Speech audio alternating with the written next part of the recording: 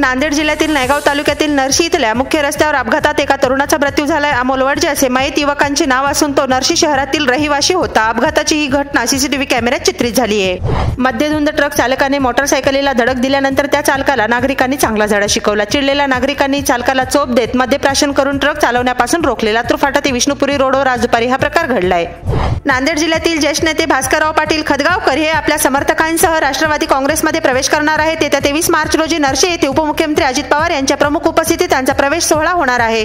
आज या संदर्भाने पत्रकार परिषद घेऊन ही घोषणा करण्यात आली। यावेळी पत्रकारांनी पक्ष बदलण्याचे कारण विचारले असता त्यांनी मार्मिक उत्तर दिले। निवडणुकीपुढेच पक्ष बदलावा लागतो। प्रतापरावकडून शिका ना थोडंसं। यशस्वी राजकारणी निवडणुकीच्या पुढेच पक्ष बदलतो।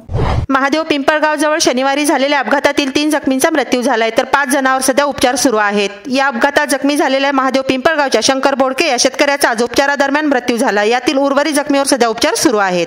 नायगाव तालुक्यातील धनजा गावची लाईट 1 महिन्यापासून बंद आहे। गावातील काही वीज ग्राहकाने थकबाकी भरली नसल्याने महावितरणने संपूर्ण गावचीच लाईट बंद केली आहे। गावात लाईट नसल्याने गावकऱ्यांना मोठ्या समस्यांना सामोरे जावे लागते। विशेषतः पाण्यासाठी गावकऱ्यांची भटकंती होत असून विद्यार्थ्यांचे हाल होत आहेत। शेताकडे लाईट येते 12 वाजता, मग पाणी आणायला जावं लागते 12 वाजता। मग दुपारी अभ्यास करावा म्हणलं तर केव्हा टाइम भेटत नाही। रात्री अभ्यास करावा म्हणलं तर सायलेंट वातावरण असते, लाईट नसल्यामुळे अभ्यास करता येत नाही।